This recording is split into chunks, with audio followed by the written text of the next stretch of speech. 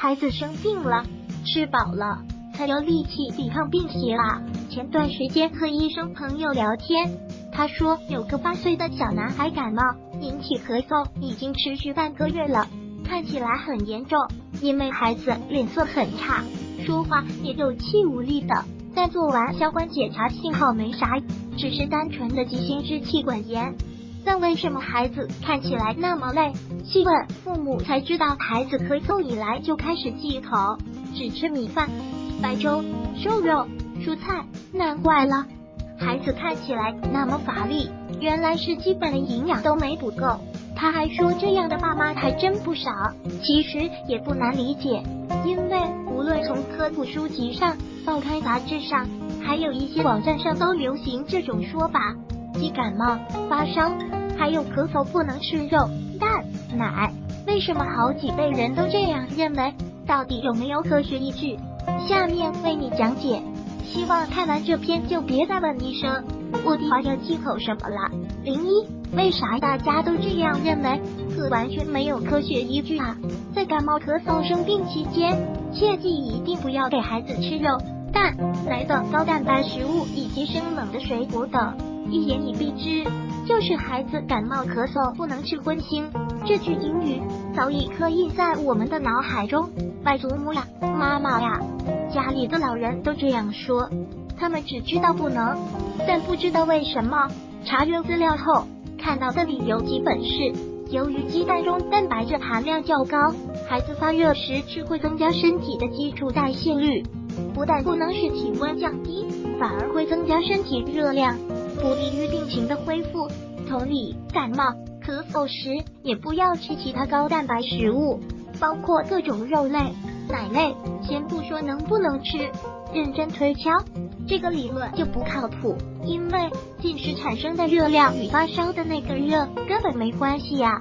医学术语中的发热是由于制热源的作用使体温调定点上移而引起的调节性体温升高，而发烧的制热源绝大多数是细菌或病毒，与进食产生的热量不是同一回事。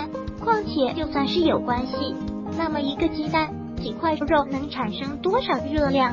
可以说食物增加的热量对体温的影响微乎其微，不管是对于大人还是小孩。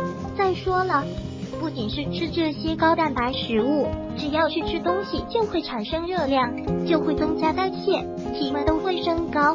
但我们不可能不让孩子吃饭啊！之所以没有科学依据，所以这些医生才倡导放心吃吧。医生，咳嗽可以吃鸡肉和鸡蛋吗？我要是告诉你不能吃，我必须得找到一个依据，但是我找不到。医生，咳嗽能不能吃鸡蛋、鸡肉、牛奶、鱼肉？咳嗽的时候，鸡蛋、鸡肉、牛奶、鱼肉都可以吃，只不过不要过于油腻即可，否则孩子会营养不良的。医生，孩子支气管炎咳嗽时，到底能不能吃鸡蛋和鸡肉？有些医生说可以，有些说不可以。家里老人坚决说不可以，不吃的理由不但可以吃，还建议吃，正常吃。医生，孩子感冒可以喝牛奶，吃鸡蛋吗？用不用鸡嘴呀？不需要鸡嘴，宝宝能吃，按常规吃。也就是说，感冒咳嗽时可以吃鸡蛋、鸡肉、鱼肉、牛奶，这些不应该成为忌口名单里。02医生为啥都建议吃？孩子生病时更需要营养均衡啊。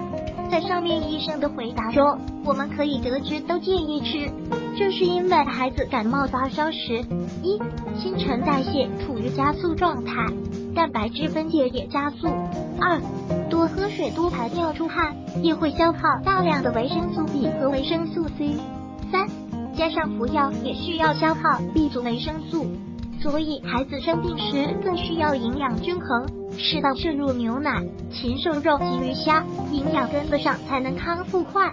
虽然可以不忌口，但要注意4个字，那就是清淡饮食。但请别混淆，清淡饮食不等于不能吃肉，只要不是油腻、辛辣就可以。比方如说鸡蛋，那鸡蛋可以拿来蒸水蛋，而不是拿来煎炒。写在最后，不要让愚见耽误了孩子本该更快好的病。孩子想吃就吃，关键的一点是要懂得孩子的情况，保证生病期间的饮食营养平衡不受影响。如果喜欢本视频，请分享并订阅本频道。